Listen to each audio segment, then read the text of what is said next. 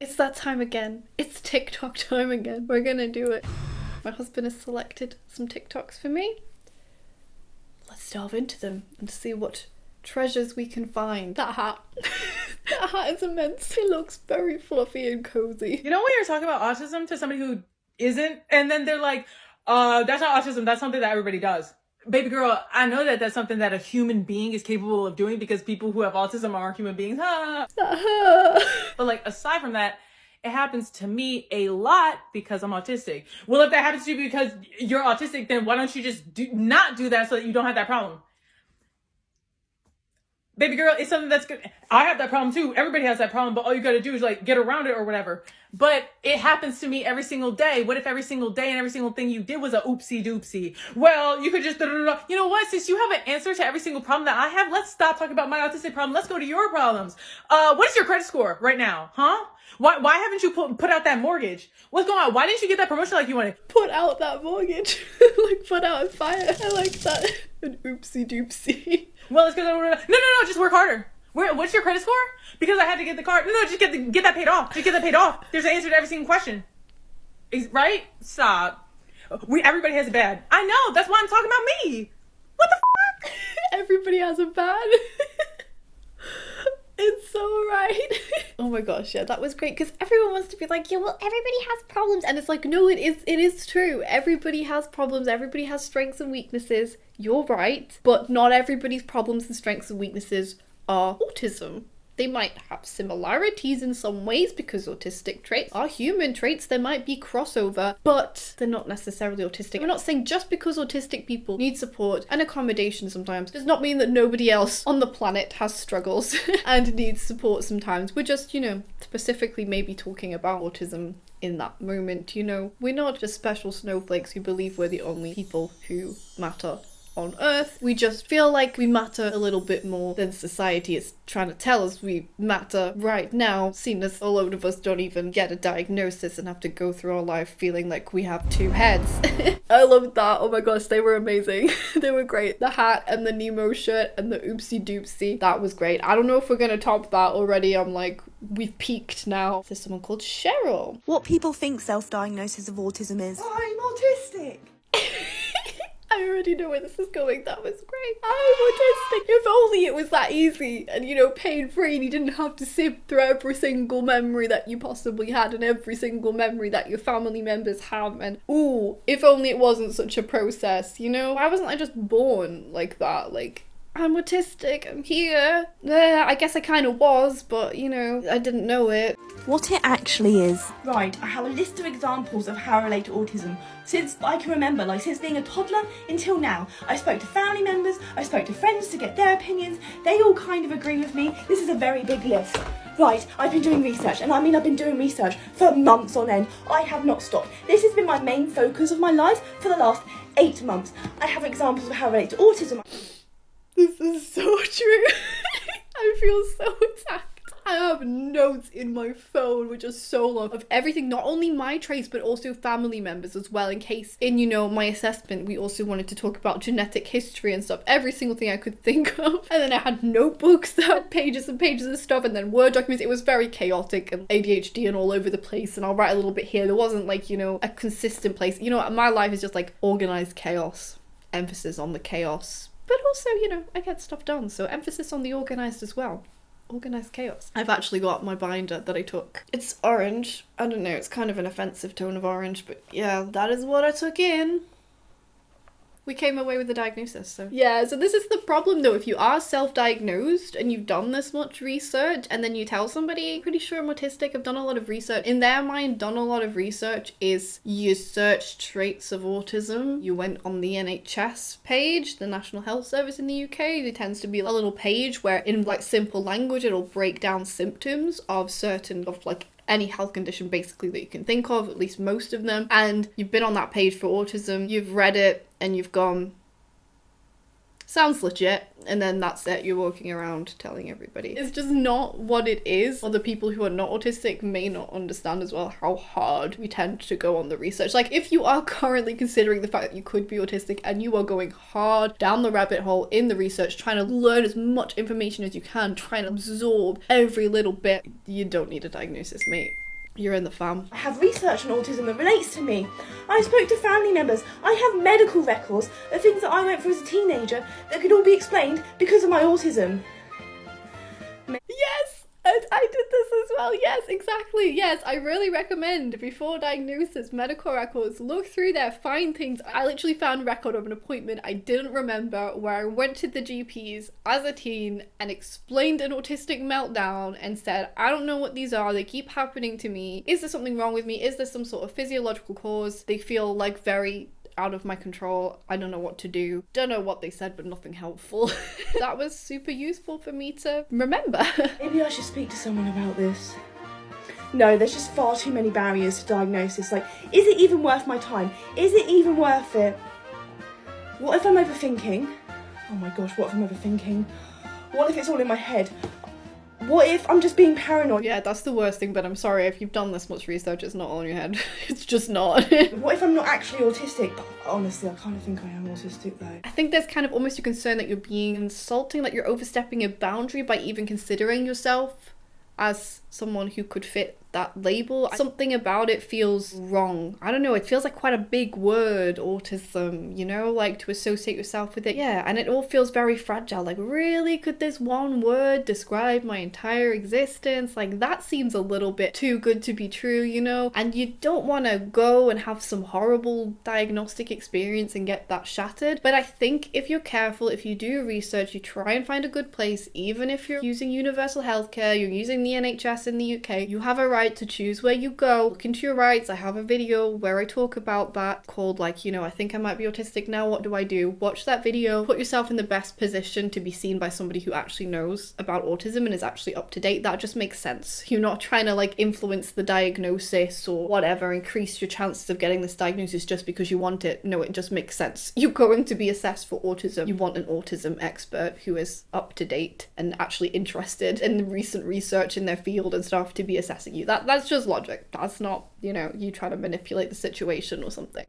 I could speak to someone about it, but no, it's not worth it. I'm scared of what they're gonna think. I can't. Oh, that makes me sad.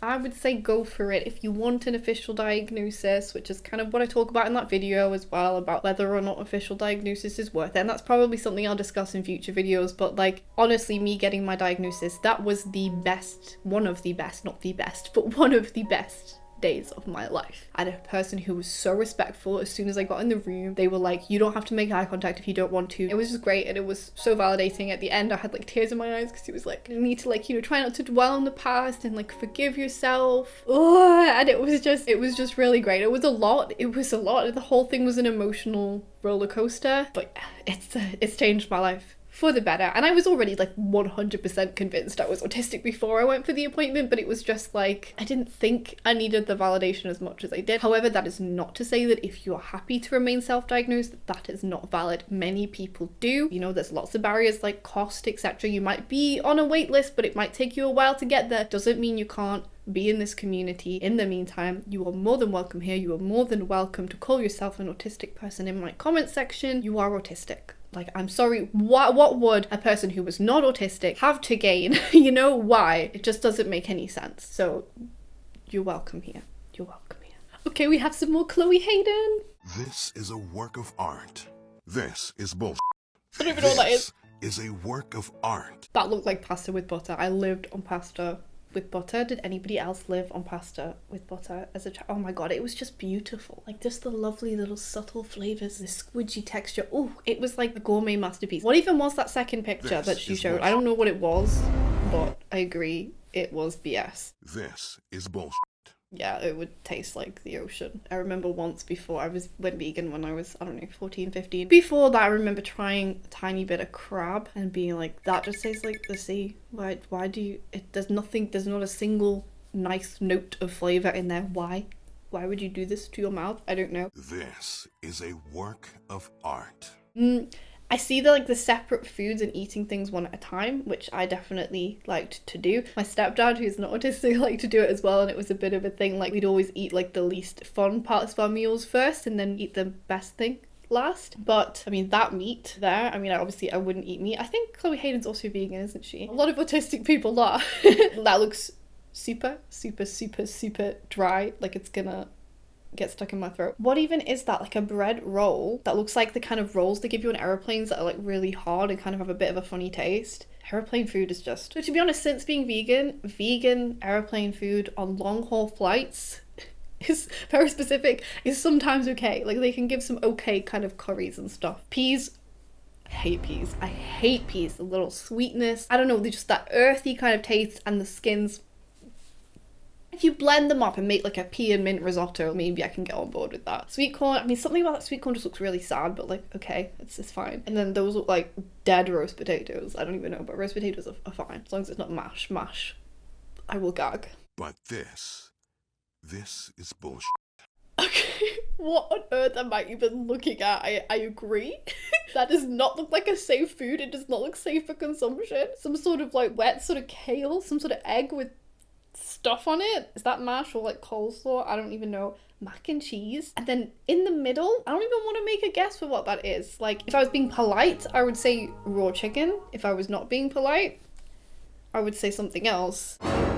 That was really good. I really liked that. What are your like safe foods? Leave them in the comments below. At the moment I'm loving, my mom brought some cereal which was meant to be for my son, and it's like dinosaur shapes that she found at Aldi. I just eat it all the time. It's just become my cereal. He's not even bothered about it. No, I think it's great. It's just, yeah, just a lovely like subtle vanilla flavor. It's nice and sweet. Oh yeah, it's really nice. I actually didn't really like cereal when I was growing up, but I think I realized when I went vegan there were so many more foods that I enjoyed, strangely, because I think I had a lot of problem with animal products. They can just be a bit pungent, you know, like milk has a bit of a taste, and you know the funny like dots that milk leaves on like a glass? Do you know what I mean? Am I going crazy?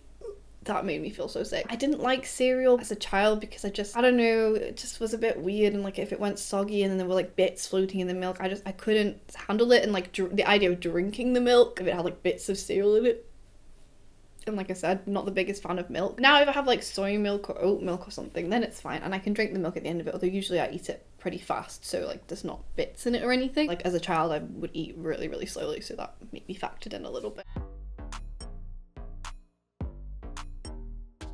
Okay, the audio is Whip Your Hair by Willow Smith. I remember really loving that music video back in the day. Okay, so it's how I, as an autistic person, eat dumplings with a crying face emoji. I think I agree. I think I'm gonna cry. What is actually going on? They're squelching out the filling of the dumpling. Is that on a paper plate? I don't know why that makes things worse if it's on a paper plate. I don't think this could possibly be worse, but you know. Oh, the way it's dangling. Do you just get the vibe that they're cold? I don't know. I just feel like these are cold dumplings. Is she gonna eat them separately, or is she just gonna eat the shells and throw away the filling? If so, that's gonna be a waste. I don't think she's gonna do that. Eat the meat first.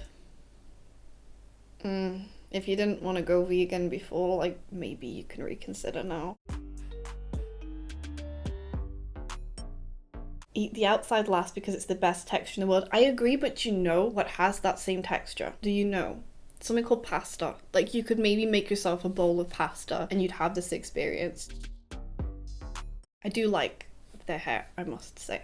Maybe they should whip it back and forth. Yeah, I think you just need a bowl of pasta. I mean, like dumplings, I couldn't eat the middle on its own without, it would need that casing. It needs that thing holding it together, you know? Like, no, I couldn't just bite into pure filling.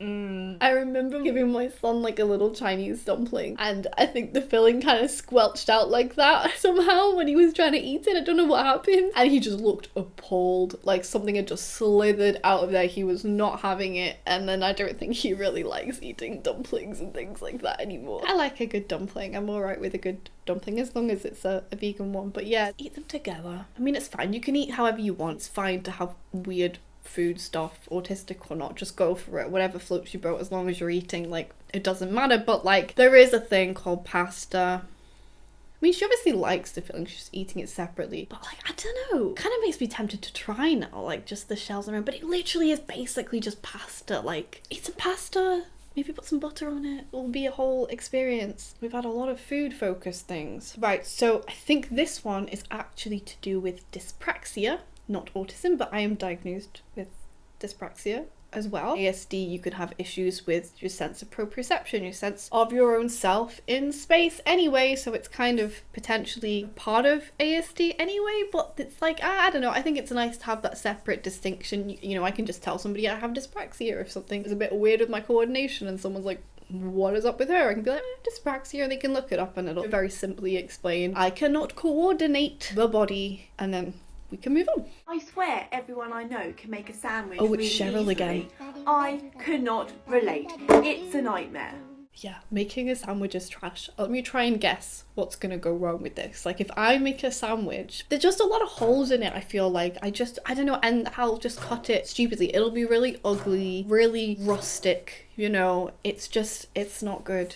No, it's not good. Me and any sort of cooking or food preparation, gonna go horribly wrong. There's a chance I'm gonna cut myself as well. It's not a good time. I do not cook the food in my house. I make smoothies. That's where we draw the line. It's a nightmare.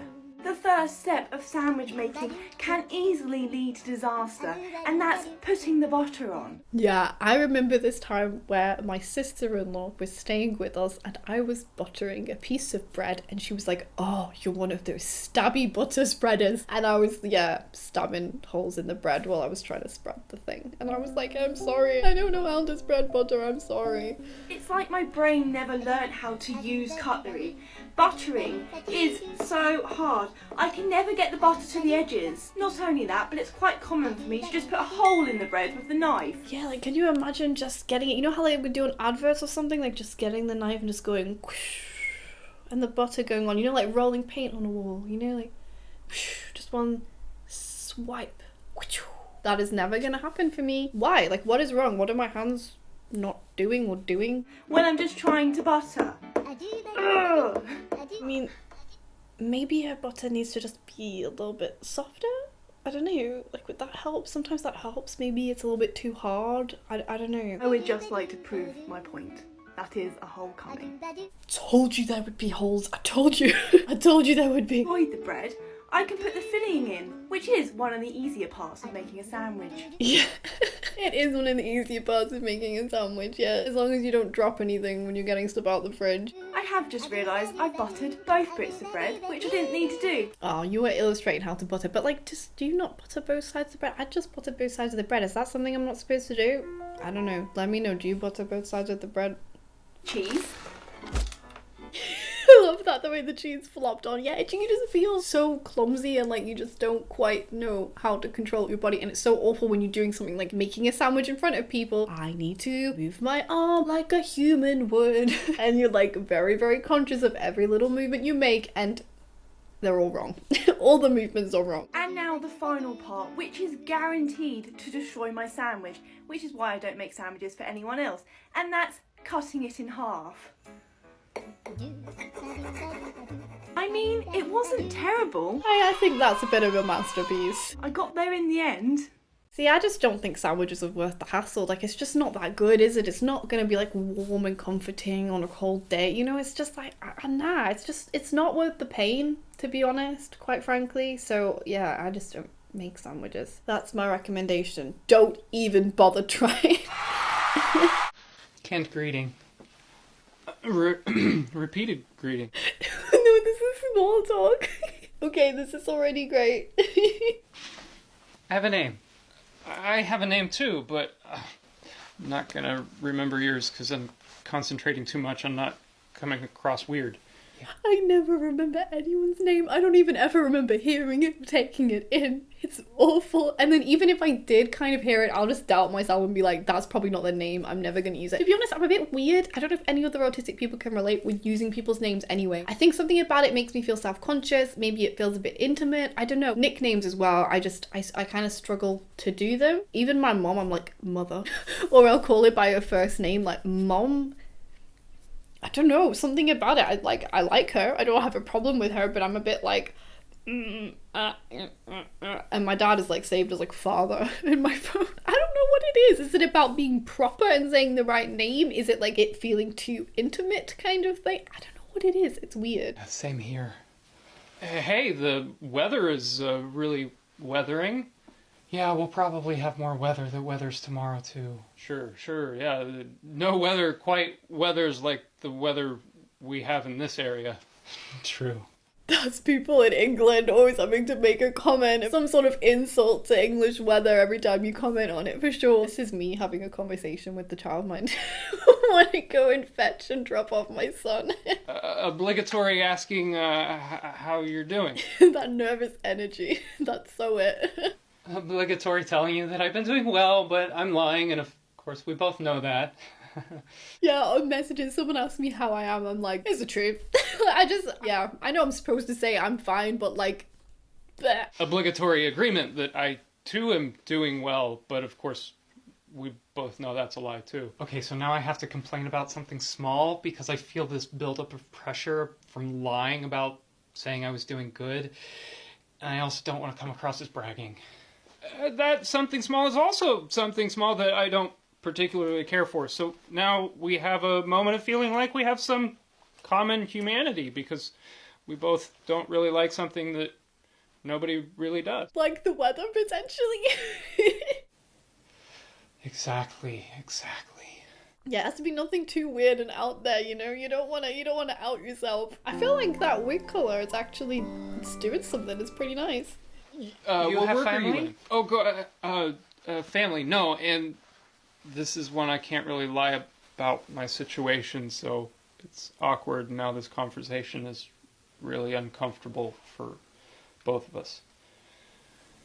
Yeah, sorry to hear that. Thanks.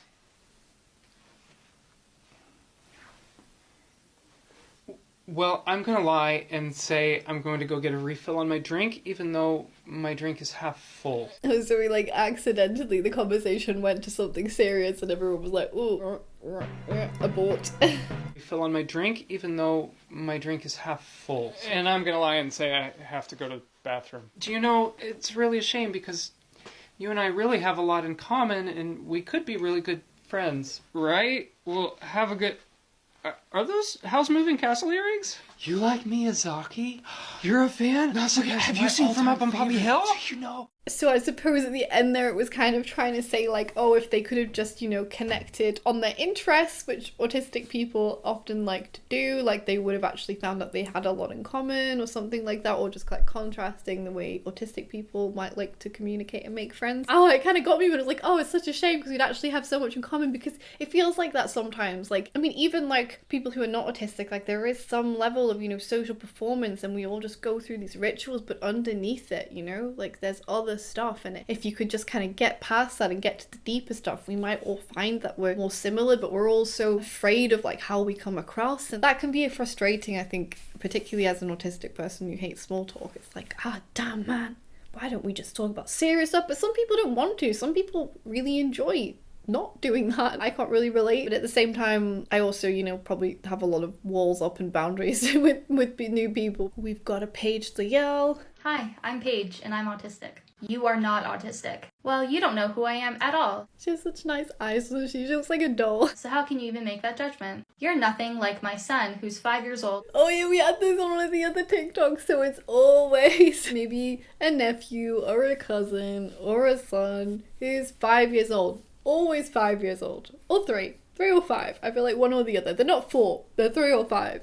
And a boy and autistic. That's funny because I'm actually a 20-year-old woman, so of course I'm nothing like your 5-year-old son. You don't look autistic. What does autism look like? It looks like my 5-year-old autistic son. Do you know that every person who's autistic is different? Just like any other human being ever? And that I'm especially going to be different from a 5-year-old boy? Yes, but there are some things that are the same. This is true, and this is why I'm diagnosed with autism spectrum disorder. But you don't show it that well. That's because this is a 60-second TikTok that is scripted.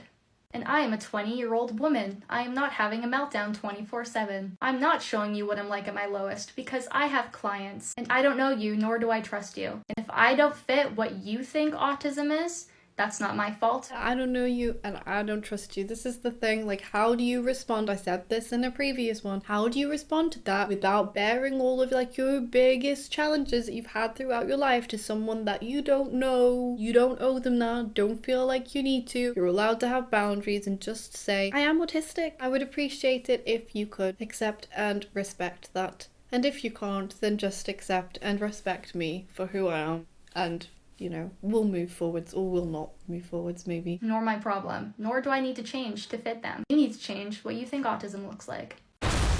Yeah, and hopefully things will change. You know, the more content like this is out there, the more people kind of share their experiences. There was a documentary on BBC in the UK which was called Inside Our Autistic Minds, where they had Chris Packham, who is autistic, who spoke to different autistic individuals, and it really, really showed the variety of experiences and talked about masking and had an autistic woman on there, and things like that will really help. I do think it's not always, you know, people's fault. Like, maybe we should try and show a little bit of grace and understanding. People grew up in different generations where there were different ideas. Doesn't mean that people can't, you know, try and expand their mindsets and whatever, but like also people are busy, people have all their own dramas going on in their lives, you know, they're not necessarily thinking about every single thing that's going on in the world. But yeah, I mean, hopefully just in general the narrative around autism will change as generations go forwards. I just don't think that everyone's necessarily trying to be mean, and I think sometimes when you're first talking to family members about autism and maybe they don't believe that you could be autistic, maybe before you're diagnosed or maybe even after you're diagnosed, I think some of that comes from a place of like fear because of the image of autism they have from when they were growing up, but also because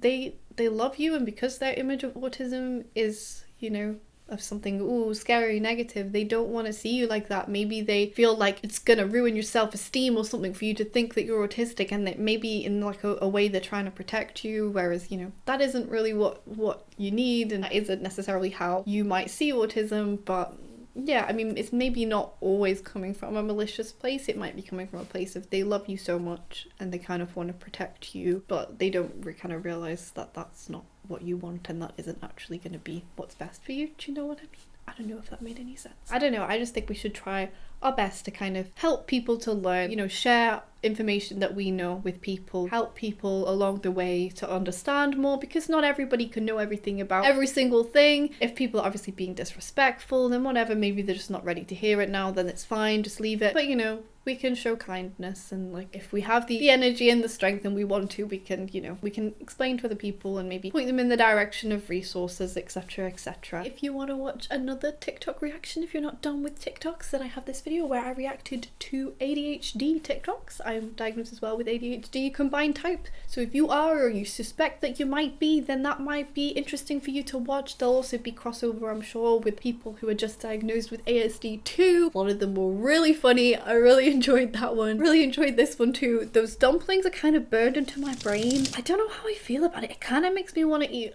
a dumpling, but like it also kind of grossed me out. So what is that about? Don't know. Thank you so much for watching. Bye!